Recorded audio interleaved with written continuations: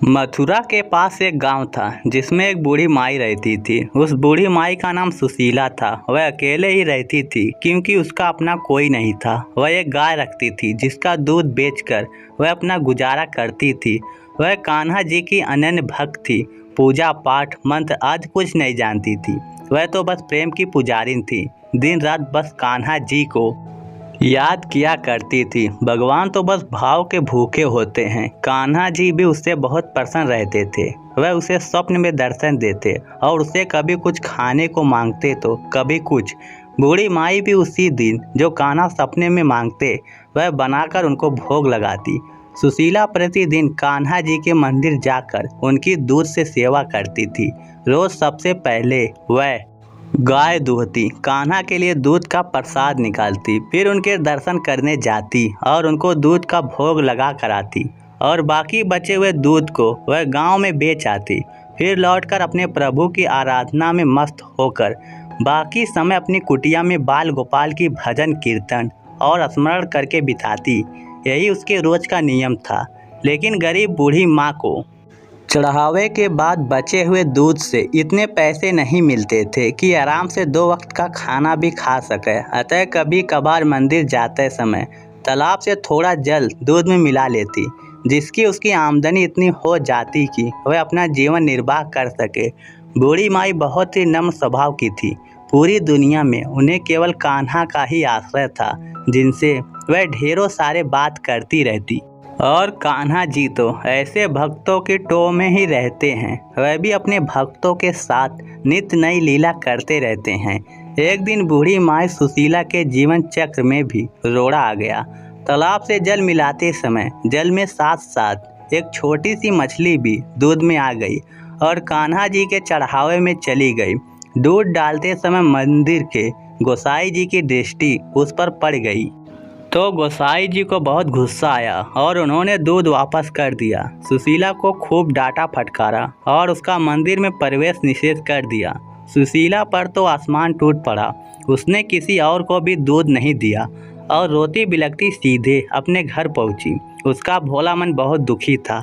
वह बिलख बिलख कर कह रही थी, ठाकुर जी, यह मुझसे बहुत बड़ा अपराध हो गया, क्षमा करो। पानी तो मैं रोज ही मिलाती हूँ, तुमसे ये कहाँ छुपा है। ना मिलाओ तो मेरा गुजारा कैसे हो, तुम ही बताओ। उस बेचारी मछली का भी क्या दोष, उस पर तो तुम्हारी कृपा हुई, इसी कारण तो वह तुम्हारे पास पहुँची। लेकिन प्रभु, तुमने तो आज तक कोई आपत्ति नहीं की, प्रेम से दूध पीते रहे। फिर ये गोसाई कौन होता है मुझे रोकने वाला? मेरा मंदिर में प्रवेश ही बंद कर दिया। अब मैं तुम्हारे दर्शन कैसे कर पाऊंगी? पर मुझे ज़्यादा दुख इसलिए है कि तुम्हारे मंदिर के गोसाई ने मुझे इतनी खरी खोटी सुनाई और तुम कुछ नहीं बोले। तुम इतने निष्ठुर कैसे हो गए?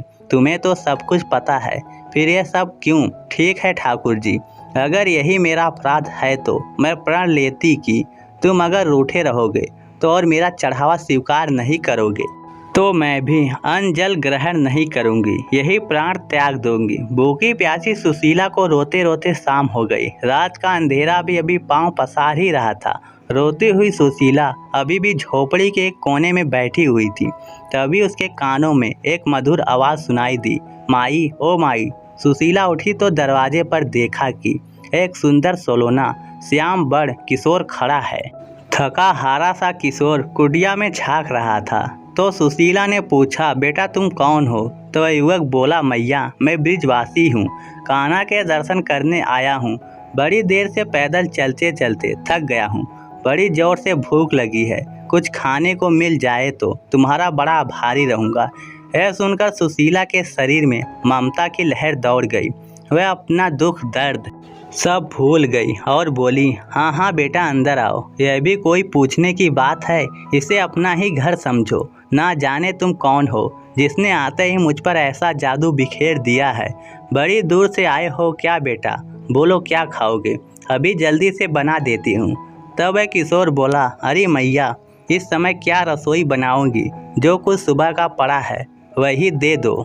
बेटा, मैंने तो आज सुबह से ही चूल्हा नहीं जलाया, घर में पहले का बना हुआ कुछ भी नहीं है, सुशीला बोली। फिर वह किशोर प्रेम से बोला, अच्छा मैया, थोड़ा सा दूध ही दे दो, वही पीकर सो जाऊंगा। दूध की बात सुनते ही सुशीला की आंखें डबडबा आती। फिर अपने आप को संभालते हुए बोली, बेटा दूध तो है पर सवेरे का है, जरा ठहरो, अभी गाय को सहलाकर थोड़ा ताज़ा दूध दूह लेती हूँ। अरे नहीं मैया, उसमें तो समय लगेगा, सवेरे का भूखा प्यासा हूँ, दूध का नाम लेकर तूने मुझे अधीर बना दिया है। अरे वही सुबह का दे दो, तुम बाद में दूहती रहना। बुढ़िया माई फिर डबडबाई आंखों से बोली, थोड़ा पानी मिला हुआ है दूध में। अरे मैया, मुझे भूखा मारेगी क्या, जल्दी से दो छान कर दो वरना मैं यहीं प्राण त्याग दूंगा। सुशीला को बड़ा आश्चर्य हुआ कि यह बालक कैसी बातें कर रहा है। वह दौड़ी दौड़ी गई और झटपट दूध दिया।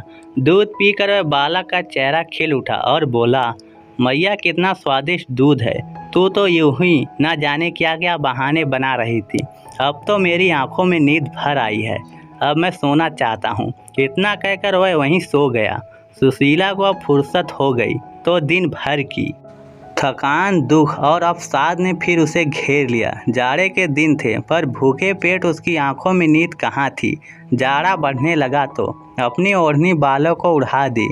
दूसरे पहर को आंख लगी कि सपने में कान्हा जी सम्मुख खड़ा पाया। ठाकुर जी बोले, मैया मुझे भूखा मारेगी क्या। गोसाई की बात का बुरा मानकर रूठ गई। पेट में अन्न का एक दाना तक नहीं डाला और मुझे दूध पीने को कह रही है। मैंने तो आज तेरे घर आकर दूध पिया, अब तू भी अपना व्रत तोड़कर कुछ खा पी ले और देख।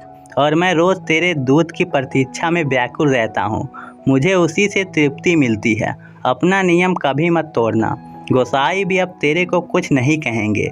दूध में पानी मिलाती हो तो क्या हुआ, उससे तो दूध जल्दी हजम हो जाता है।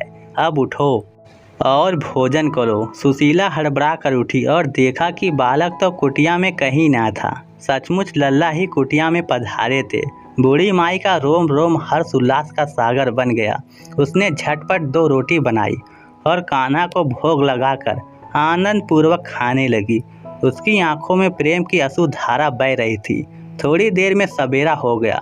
बूढ़ी माई ने देखा कि ठाकुर जी उसकी ओढ़नी ले गए हैं और अपना पीताम्बर कुटिया में ही छोड़ गए हैं। मंदिर के पट खुलते ही गोसाई जी ने ठाकुर जी की मूर्ति को देखा तो पाया कि प्रभु एक फटी पुरानी सी ओढ़नी ओढ़े आनंद के सागर में डूबे हैं। उसने सोचा कि प्रभु ने अवश्य फिर कोई लीला की है, लेकिन इसका रहस्य उनकी समझ से परे था।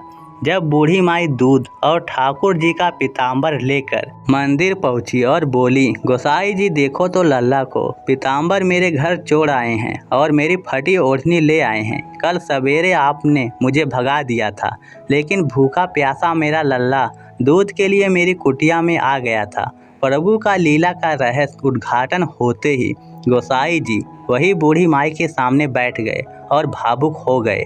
अश्रुपूर्ण नेत्रों से बोले, और भगवान के बीच में मैंने यह क्या कर डाला। भक्ति बंधन को ठेस पहुंचाकर मैंने कितना बड़ा अपराध कर डाला। माई मुझे माफ़ कर दो। तब बूढ़ी माई बोली, गोसाई जी देख ली तुमने मेरी लल्ला की चतुराई। अपना पीताम्बर मेरी कुटिया में जानबूझकर छोड़ दिया और मेरी फटी ओढ़नी उठा लाए। भक्तों की सम्मान की रक्षा करना तो इनकी पुरानी आदत है।